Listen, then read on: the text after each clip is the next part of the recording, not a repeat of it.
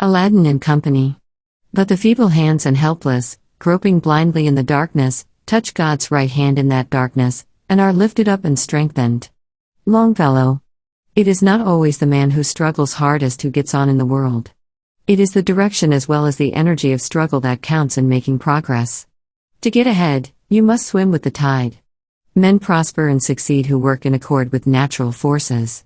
A given amount of effort with these forces carries a man faster and farther than much more effort used against the current. Those who work blindly, regardless of these forces, make life difficult for themselves and rarely prosper.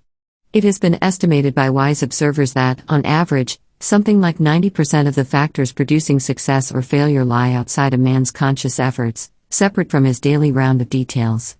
To the extent that he cooperates with the wisdom and power of the universal mind, he is successful, well, and happy.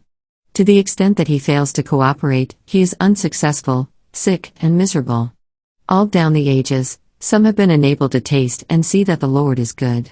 Prophets and seers, being blessed with the loving kindness of God, have proclaimed a God of universal goodness, saying, "The earth is full of the goodness of the Lord, thou wilt show me the path of life, in thy presence is fullness of joy."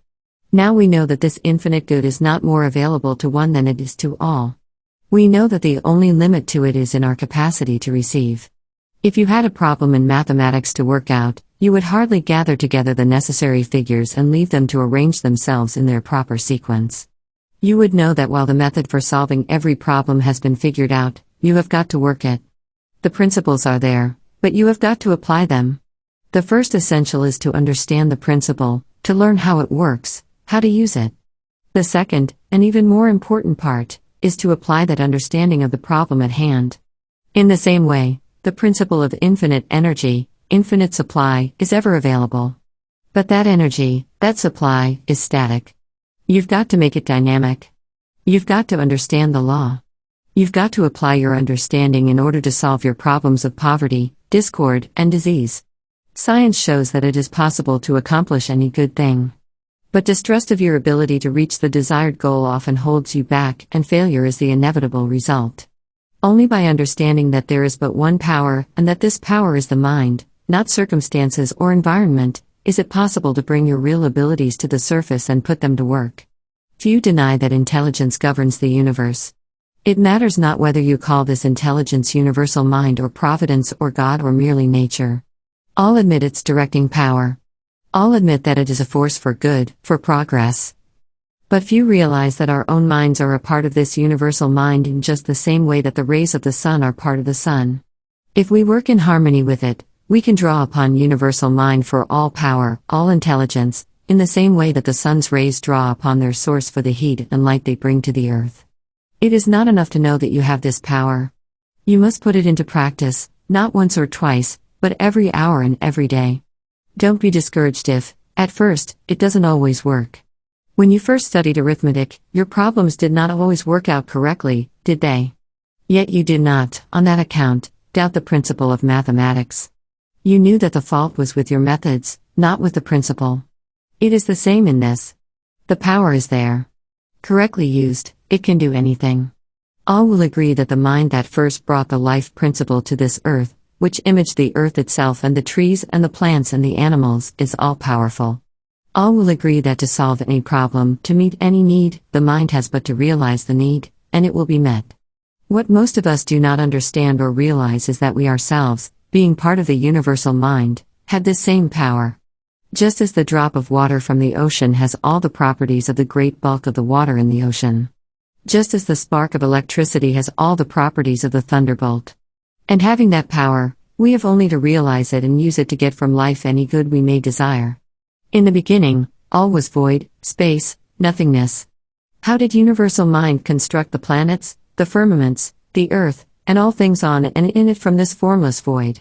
By first making a mental image on which to build. That is what you, too, must do. You control your destiny, your fortune, and your happiness to the exact extent to which you can think them out, visualize them, see them, and allow no vagrant thought of fear or worry to mar their completion and beauty.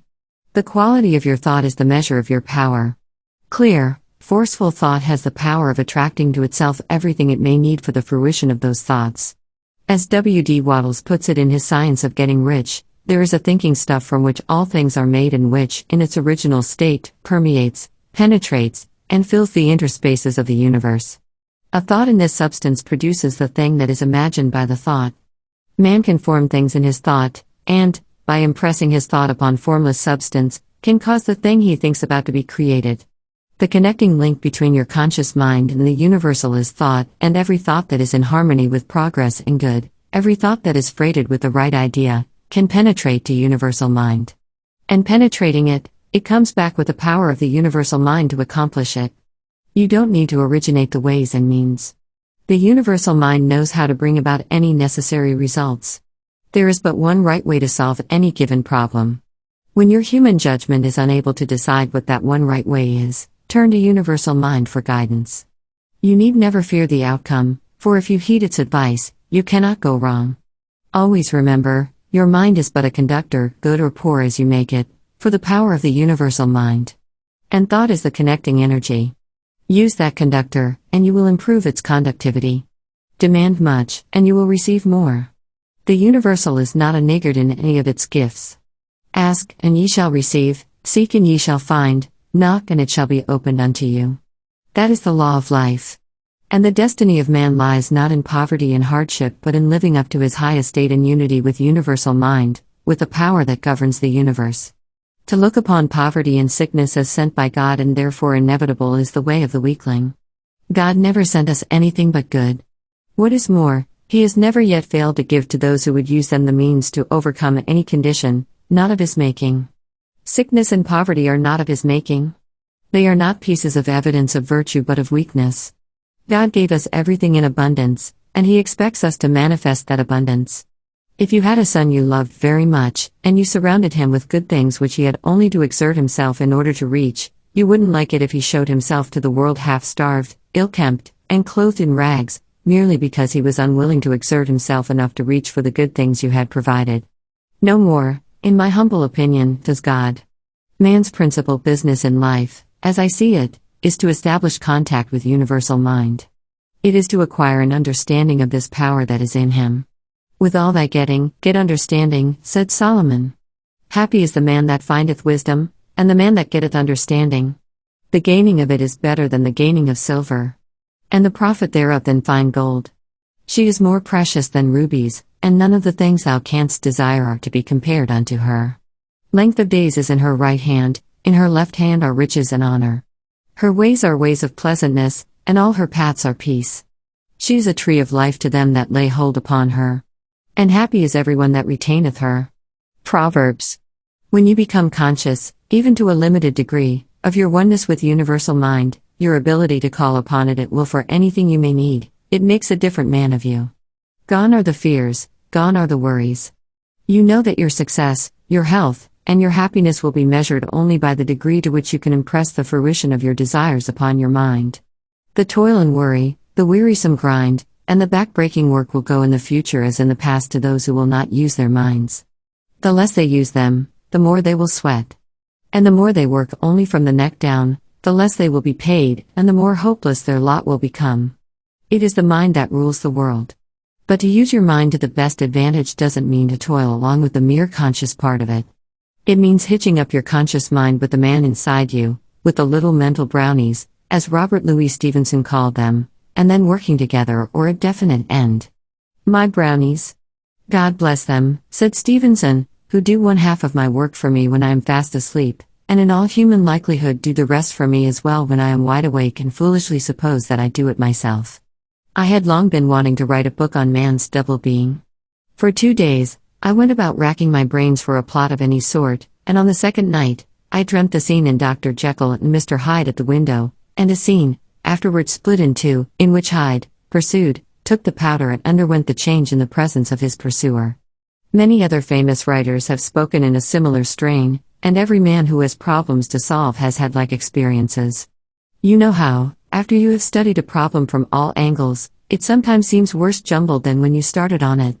Leave it then for a while, forget it, and when you go back to it, you find your thoughts clarified, the line of reasoning worked out, and your problem solved for you.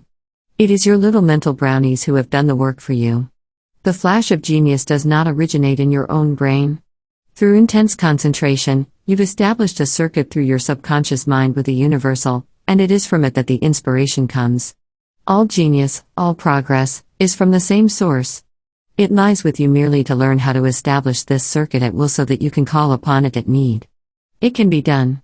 In the inner consciousness of each of us, quotes Dumont in The Mastermind, there are forces which act much the same as would countless tiny mental brownies or helpers who are anxious and willing to assist us in our mental work if we will but have confidence and trust in them. This is a psychological truth expressed in terms of the old fairy tales.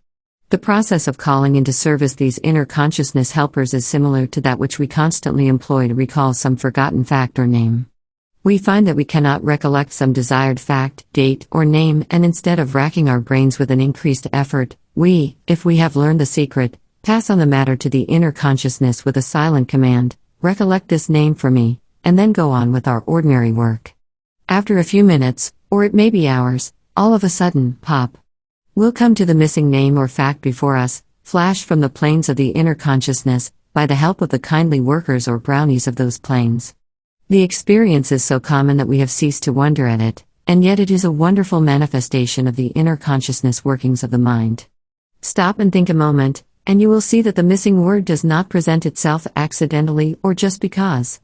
There are mental processes at work for your benefit, and when they have worked out the problem for you, they gleefully push it up from their plane onto the plane of the outer consciousness where you may use it. We know of no better way of illustrating the matter than by this fanciful figure of the mental brownies, in connection with the illustration of the subconscious storehouse.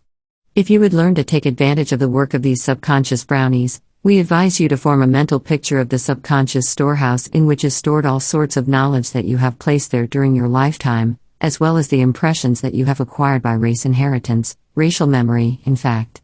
The information stored away has often been placed in the storage rooms without any regard for systematic storing or arrangement, and when you wish to find something that has been stored away there a long time ago, the exact place is forgotten, and you are compelled to call to your assistance the little brownies of the mind, which perform your mental command faithfully, "Recollect this for me." These brownies are the same little chaps that you charge with the task of waking you at 4 o'clock tomorrow morning when you wish to catch an early train, and they obey you well in this work of the mental alarm clock. These same little chaps will also flash into your consciousness the report, "I have an engagement at 2 o'clock with Jones." When looking at your watch, you will see that it is just a quarter before the hour of 2, the time of your engagement. Well then, if you will examine carefully a subject which you wish to master and will pass along the results of your observations to these subconscious brownies, you will find that they will work the raw materials of thought into shape for you in a comparatively short time. They will analyze, systematize, collate, and arrange in consecutive order the various details of the information which you have passed on to them, and will add thereto the articles of similar information that they will find stored away in the recesses of your memory. In this way, they will group together various scattered bits of knowledge that you have forgotten. And, right here, let us say to you that you never absolutely forget anything that you have placed in your mind. You may be unable to recollect certain things, but they are not lost. Sometime later, some associative connection will be made with some other fact, and the missing idea will be found fitted nicely into its place in the larger idea, the work of our little brownies. Remember Thompson's statement, "In view of having to wait for the results of these unconscious processes, I have proved the habit of getting together material in advance, and then leaving the mass to digest itself until I am ready to write about it." This subconscious digestion is really the work of our little mental brownies. There are many ways of setting the brownies to work. Nearly everyone has had some experience, more or less, in the matter, although often it is produced almost unconsciously and without purpose and intent. Perhaps the best way for the average person, or rather the majority of persons, to get the desired results is for one to get as clear an idea of what one really wants to know, as clear an idea or mental image of the question you wish answered. Then after rolling it around in your mind, mentally chewing it, as it were, giving it a high degree of voluntary attention, you can pass it on to your subconscious mentality with the mental command, "Attend to this for me, work out the answer." Or some similar order. This command may be given silently or else spoken aloud, either will do. Speak to the subconscious mentality, or its little workers, just as you would speak to persons in your employ, kindly but firmly. Talk to the little workers, and firmly command them to do your work. And then forget all about the matter, Throw it off your conscious mind, and attend to your other tasks. Then in due time, will come your answer, flashed into your consciousness, perhaps not until the very minute that you must decide upon the matter or need the information. You may give your brownies orders to report at such and such a time, just as you do when you tell them to awaken you at a certain time in the morning so as to catch the early train, or just as they remind you of the hour of your appointment, if you have them all well trained. Have you ever read the story by Richard Harding Davis of the man who could not lose? In it, the hero is intensely interested in racing. He has studied records and dope sheets until he knows the history of every horse backward and forward.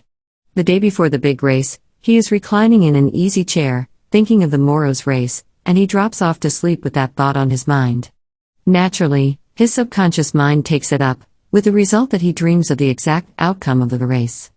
That was mere fiction, of course, but if races were run solely on the speed and stamina of the horses, it would be entirely possible to work out the results in just that way. Unfortunately, other factors frequently enter into every betting game. But the idea behind Davis's story is entirely right.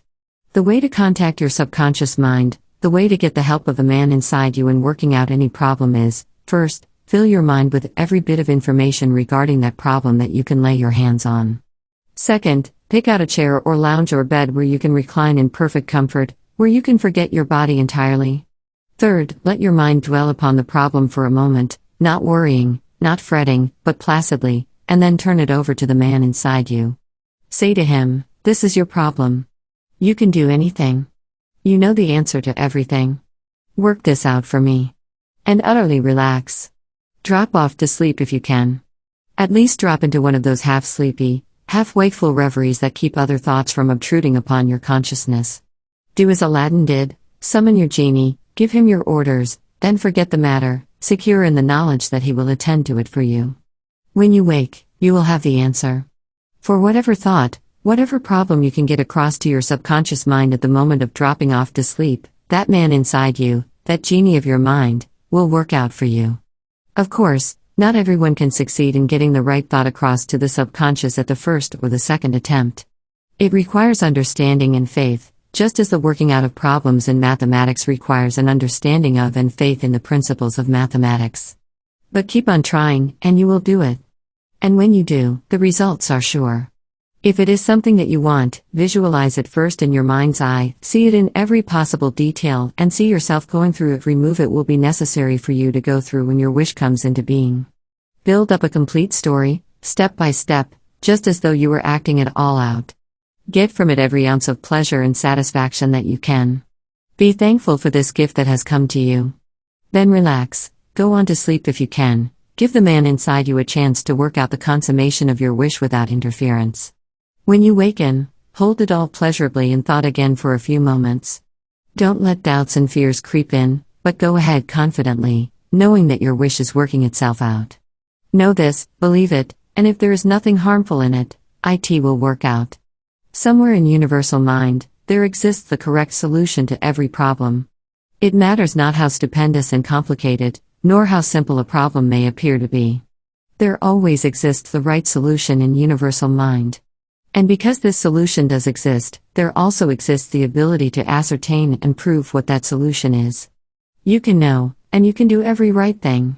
Whatever it is necessary for you to know, whatever it is necessary for you to do, you can know, and you can do, if you will but seek the help of the universal mind and be governed by its suggestions. Try this method every night for a little while, and the problem does not exist that you cannot solve.